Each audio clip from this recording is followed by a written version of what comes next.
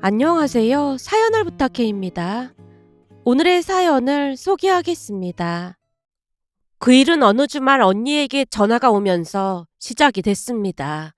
전화를 받자마자 언니가 다급한 목소리로 말했어요.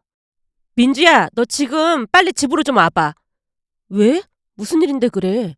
전화로 말하기 어려우니까 빨리 좀 와봐. 엄마 지금 알아 누웠단 말이야. 뭐? 엄마가 알아 눕다니. 알았어. 그 일랑 같이 빨리 갈게. 저기, 오늘은 너 혼자 와야 할 것 같은데? 언니가 알 수 없는 말을 하고 있었기에 급히 친정으로 향했는데요. 잠시 친정 이야기를 하자면 엄마 혼자 우리 자매를 키웠다고 해도 과언이 아니었습니다. 그렇다고 아버지가 돌아가셨던 건 아니었어요. 부모님이 결혼 후 아버지는 작은 회사를 다녔답니다. 많진 않았지만 처음 한동안은 엄마에게 생활비를 주긴 했다는데 우리 자매가 태어나면서 아버지가 주는 생활비로는 어림도 없었기에 엄마는 참 힘들게 살았습니다.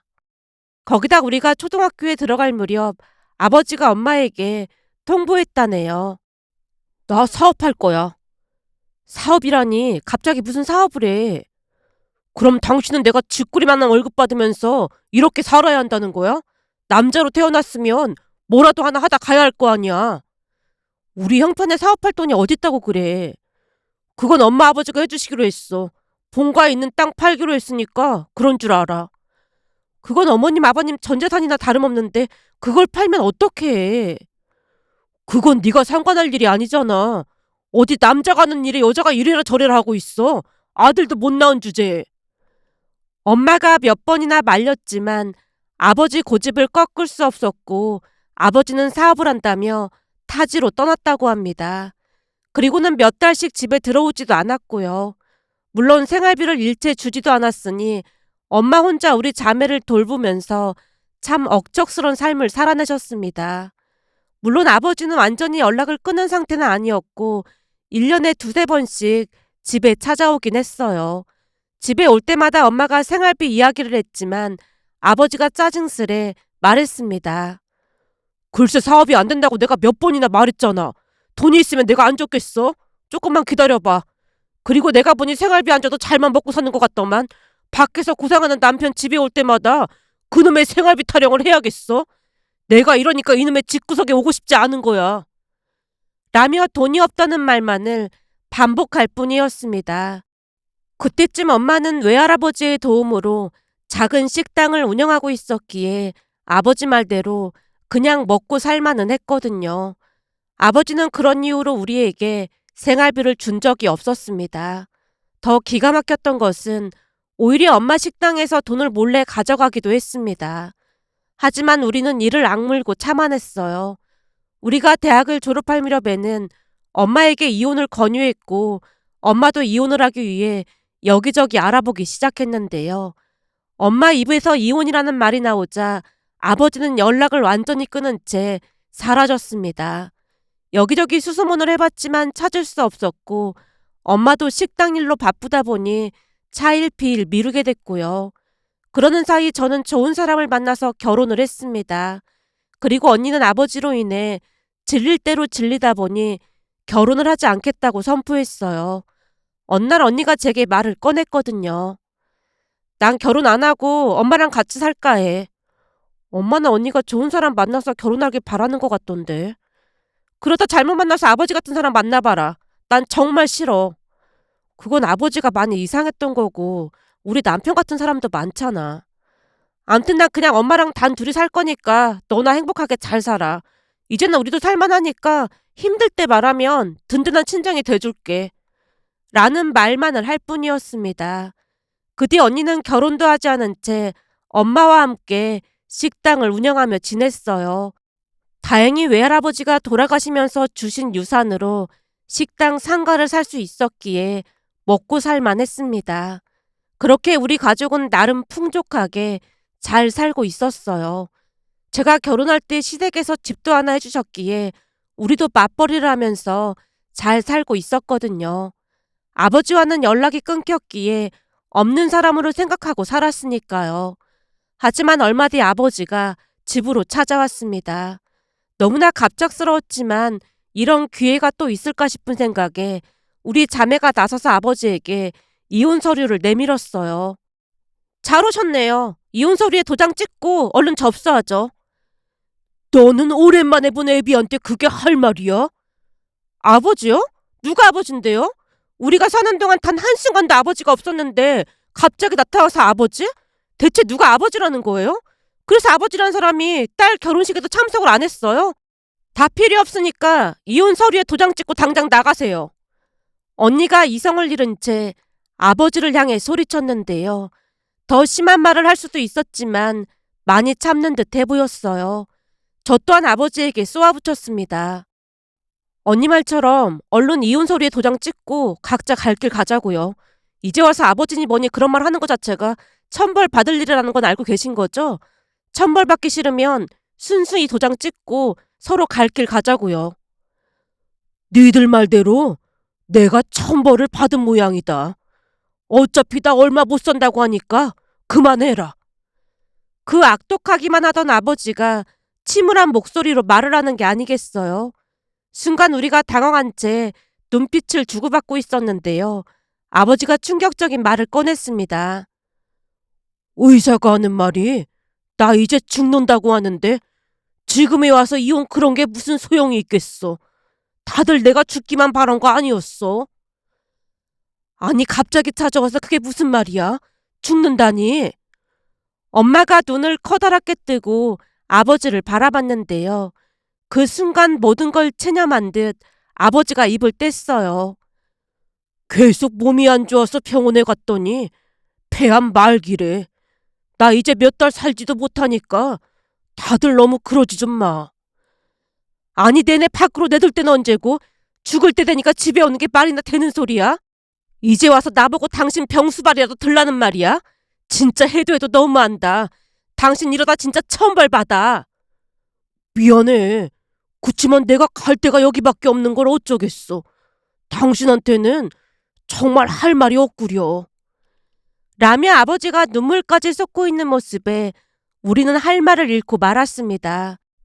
폐암 말기라는 사람을 내쫓는다는 것도 말이 안 되는 일이었고 그렇다고 같이 있자니 그것도 할 짓이 아니었기에 엄마가 긴 한숨을 내쉬며 물었어요.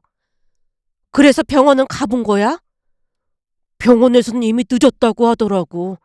그러니까 마지막 숨이 붙어 있을 때까지만 여기 있게 해주면 안 될까? 내가 많이 바라지도 않아. 그냥 내 장례식만 좀 치러줘. 라며 아버지가 통장 하나를 건넸는데요. 거기에는 1,000만 원 정도의 돈이 들어있었고 그 돈으로 장례식만 치러달라고 눈물로 애원했습니다. 결국 셋이서 밖에 나가서 상의를 했어요. 먼저 엄마가 입을 뗐습니다. 남은 생이 얼마 남지도 않았다는 사람을 그냥 모른 척 할 순 없잖니. 그러면 니들도 사는 내내 걸리고 그럴 거 아니야. 우리가 걸리고 그럴 게 뭐가 있어. 난 하루도 얼굴 보고 못 사니까 당장 내보내. 언니가 펄쩍 뛰면서 당장 내보내라고 난리를 쳤어요. 두 사람 말이 다 맞는 말이었기에 제가 생각에 잠겨 있었는데요. 그럼 우선 병원에서 지내라고 하는 건 어떨까? 요즘은 말기암 환자 받아주는 그런 병원도 있다고 하던데. 그럼 그냥 거기 데려다 주기만 하면 되겠네. 그러다가 나중에 장례만 치러주면 되잖아. 난 딱 거기까지만 할 거니까 다들 그렇게 알고 있어. 언니 말에 다 같이 고개를 끄덕였고 아버지는 말기암 환자들이 간다는 호스피스 병원에 입원을 했습니다. 누군가는 독하다고 할지 모르겠지만 언니와 저는 찾아가지 않았고 엄마만 몇 번 다녀온 걸로 알고 있어요. 그 와중에도 고모라는 사람이 찾아와서 난동을 피우기도 했는데요. 그래도 니들을 낳아준 아버지인데 병원에 두고 찾아가지도 않는다며? 오늘 내일 하는 사람한테 니들 그러는 거 아니다. 고모야말로 이제 와서 우리한테 그런 말 하는 거 자체가 진짜 웃긴 거 아니에요? 전에 우리 엄마한테 딸만 낳았다고 그렇게 구박하더니 이제 와서 고모가 뭔 참견이에요. 그때 고모가 우리한테 그랬잖아요. 기집애들은 아무 쓰잘데기도 없다고. 그러니까 고모가 했던 말 그대로 실천하고 있는 건데 뭔 상관이냐고요. 그렇게 안타까우면 고모가 모시고 가던지요. 언니가 얼굴까지 시뻘개진 채 소리치자 고모도 놀란 모양으로 뒷걸음질을 치다 주랭랑을 쳤습니다. 아마도 아버지를 모시고 가라는 말에 놀란 듯해 보였어요. 그런 사람들이 가족이라는 것에 치가 떨릴 지경이었습니다. 그렇게 얼마 뒤 아버지는 세상을 떠났습니다. 장례식장을 지키고 싶지도 않았지만 엄마가 조용히 설득했어요.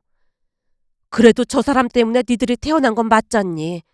난 니들 없었으면 하루도 못 살았을 거야. 그러니까 마지막 가는 길 장례는 잘 치러주자. 라는 말에 우리 자매는 조용히 장례식장을 지켰습니다. 그런데 그 뒤 기가 막힌 일이 일어날 줄 누가 알았겠어요. 그날 언니의 전화를 받고 급히 친정으로 뛰어갔는데요. 언니가 기가 막힌 말을 꺼냈어요. 진짜 대단한 사람이네. 죽어서도 우리를 괴롭힐 작정인 거야. 그게 무슨 소리야? 죽어서도 괴롭힌다니? 진짜 아버지란 사람이 어쩜 이럴 수가 있다니? 우리 엄마 불쌍해서 어떡해. 대체 무슨 말이냐니까? 라는 물음에 언니가 그날 있었던 이야기를 해줬는데요. 주말 아침부터 초인종 소리가 울려서 문을 열었더니 어떤 아줌마랑 젊은 남자가 서 있더랍니다.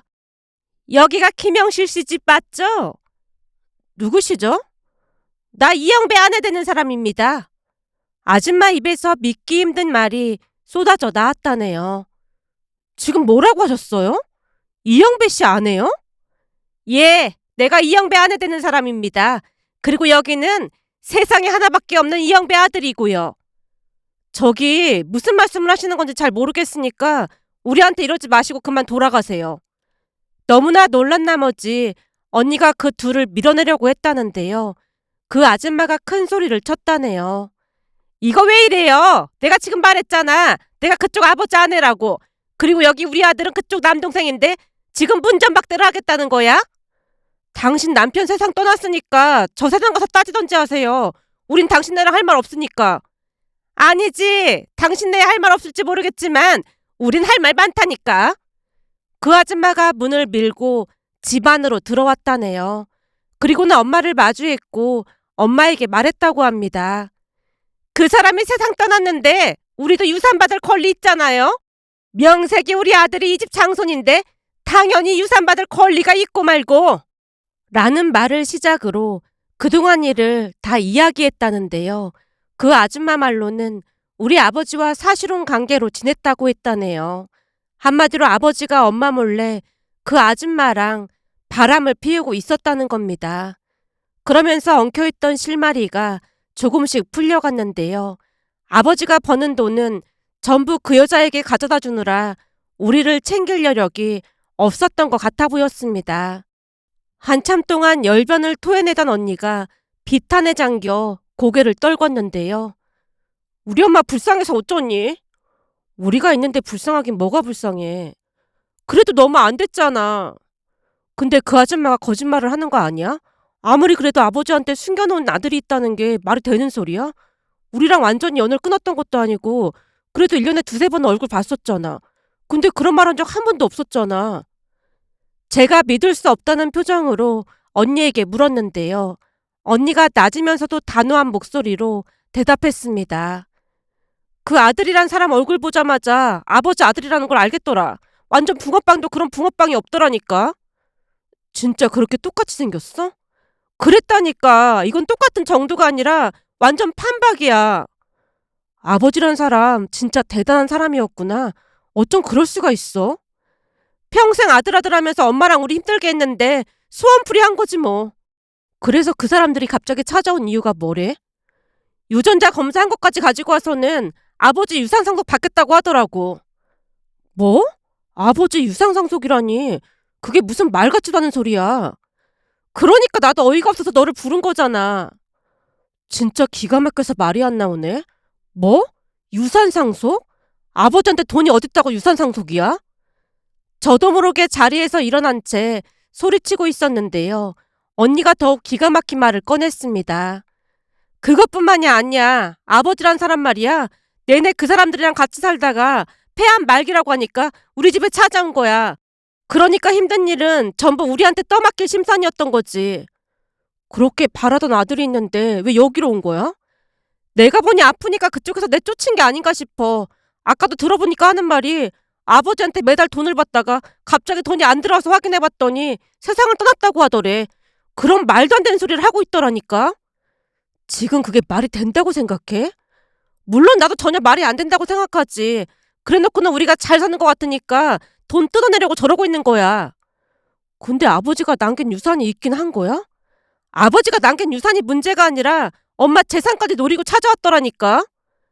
라며 언니가 답답하다는 듯이 손으로 부채질을 했습니다. 엄마 재산을 그 사람들이 왜 노려? 이건 순전히 엄마 재산인데. 그 여자 말로는 엄마랑 아버지가 부부로 돼 있어서 그 여자 아들한테도 지분이 있다고 하더라고. 소송도 불사하겠다고 하면서 일부라도 주면 소송은 안 하겠다고 하더라니까. 진짜 미치겠네. 아무튼 그 여자 말로는 그래. 상가가 엄마 이름으로 되어 있는 것도 알고 있더라니까. 그게 다 아버지가 준 돈으로 한 거 아니냐면서 따져묻는데 진짜 과거는 아니었어. 그이랑 상의해야지. 안 되겠다. 제부한테 말하는 건 좀 그렇지 않을까? 그 사람도 가족인데 그럴 게 뭐가 있어. 그리고 우리가 법적인 걸 하나도 모르니까 그이한테 물어보는 게 맞는 거지. 남편 친구 중에 회계사가 있거든. 혹시 모르니까 알아보라고 할게. 근데 내가 보기엔 그 여자가 그냥 헛소리 하는 것 같아. 아버지가 남긴 재산이라고는 그 1,000만 원이 전부였잖아. 그것도 병원비에다 장례식 비용으로 다 썼고 말이야. 그러니까 너무 걱정하지 마. 라며 언니를 안심시키긴 했지만 저도 걱정이 되긴 마찬가지였습니다.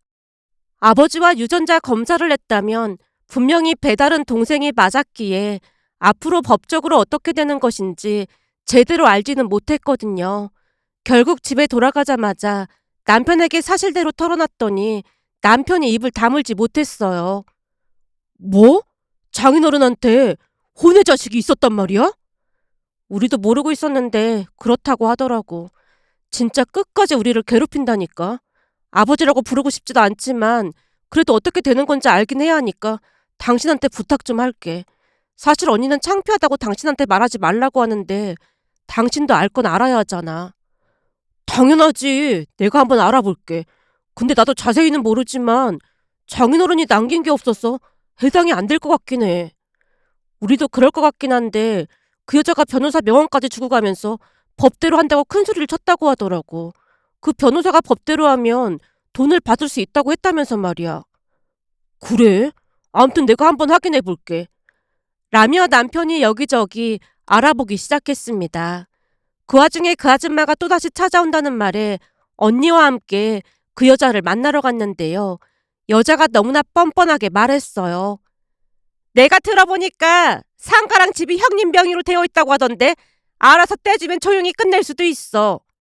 형님이라니요? 누가 당신 형님이에요? 남편이 같은데 당연히 나한텐 형님이지. 그럼 내가 뭐라고 불러야 하는데? 다 필요 없고 상가랑 아파트 살 때 아버지 돈 10원 한 푼 안 들어갔으니까 귀찮게 하지 말고 그만해요. 그리고 그쪽이랑 사실혼 관계였다면서요. 그럼 우리 집에는 1년에 두세 번 넘게 전부라는 거 그쪽이 더 잘할 거 아니에요. 아버지가 버는 돈 전부 그쪽한테 가져다 줬을 텐데 왜 우리한테 이러는 거예요? 그야 우리는 모르는 일이고 거기다 우리 창맨이가 이 집 장손인데 이런 대접을 해야겠어? 당신이야말로 얼굴이 얼마나 두꺼우면 바람 피워서 낳은 아들을 데리고 본처한테 찾아와서 행패를 부릴 생각을 해? 당신이 그러고도 사람이야? 니들이 이렇게 나와봐야 아무 소용도 없어. 우리 창맨이가 니들 아버지 아들이 확실하니까 한번 해볼 만큼 해보던지. 니들이 원한다면 니들하고 유전자 검사도 해줄 수 있으니까 언제든지 말만 해. 라며 오히려 우리를 비웃다 가버렸습니다. 그 뒤 우리 자매는 남편과 함께 법적인 부분을 알아보러 다녔는데요. 물론 우리 재산을 그 사람들에게 주지 않아도 된다는 것을 알고는 있었지만 모든 것을 확실하게 할 필요가 있었으니까요. 결국 상속 전문 변호사를 찾아가서 전문적인 상담을 받았고 얼마 뒤 변호사를 대동한 뒤 그 모자를 만나러 갔습니다. 그 여자에게 변호사가 명함을 한 장 건네며 변호사라는 것을 밝히자 여자가 뒷걸음질을 쳤어요. 그 모습에 어찌나 어이가 없던지 혀를 차고 말았습니다. 잠시 후 자리에 앉아서 이야기를 했고 여자가 다시 우겨대기 시작했어요. 우리 창민이도 이 집 자식인데 당연히 유산 상속을 받는 게 맞는 거잖아요. 우리 창민이는 집도 절도 없이 사는데 저 사람들만 잘 사는 건 말이 안 되는 거잖아요. 사실 나도 창민이 아빠한테 속아서 창민이 낳은 거예요. 한마디로 피해자라 그 말입니다. 그래서 그동안 이영배 씨께서 생활비랑 다 지원해 주신 거 아닙니까? 그러는 동안 여기 이분들은 어렵게 사신 거고요. 나 몰래 본처한테 빼돌리고 그랬을 수도 있는 건데 내가 그걸 어떻게 합니까? 그랬으니 상가의 집까지 가지고 있는 거 아니겠어? 그 인간이 우리 몰래 본처한테 다 빼돌린 거라니까.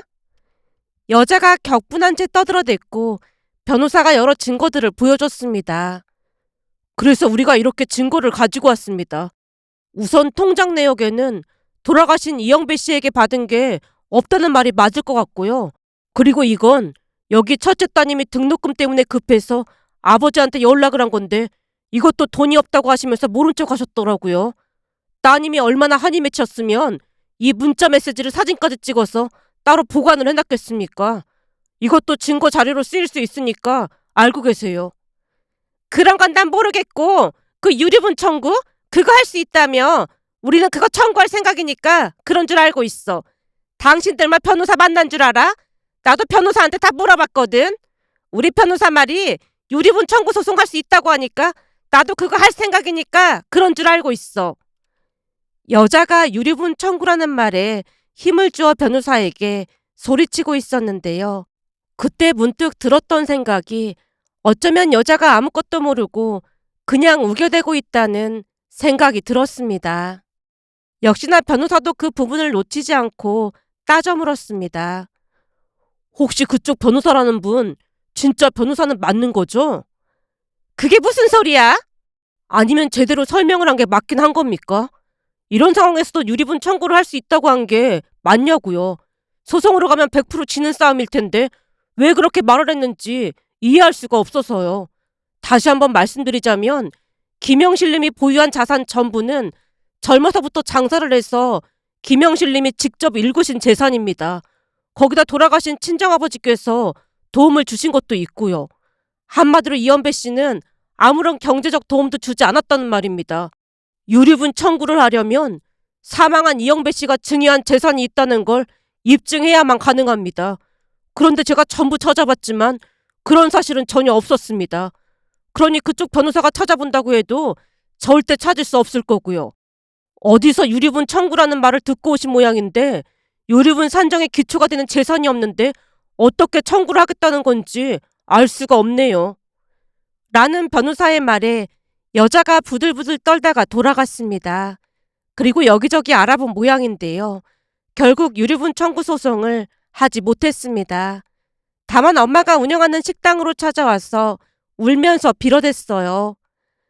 저기 형님, 그러지 말고 우리 좀 도와주세요. 평생을 그이가 벌어다 주는 돈으로 살았는데 당장 먹고 살 게 없다니까요. 형님은 누가 형님이야. 당장 나가. 엄마가 그 여자를 내쫓아버리자 여자가 눈물까지 흘리며 자신의 인생 이야기를 했다네요. 사실은 제가 타방에서 일하다가 남편을 만났어요. 호강시켜준다는 말에 따라갔는데 나중에 보니까 결혼을 한 사람이더라고요. 근데 이미 제 뱃속에 아들이 있으니 이러지도 저러지도 못하고 그냥 살게 됐어요. 근데 갑자기 암이라고 하면서 집으로 돌아간다고 가버렸고요. 남편이 평생 먹여 살리다가 갑자기 돈을 안 주니까 먹고 살 길이 없어서 걱정하고 있었는데 그 유리분 청구 소송을 하면 돈을 받아낼 수 있다고 해서 그런 거예요.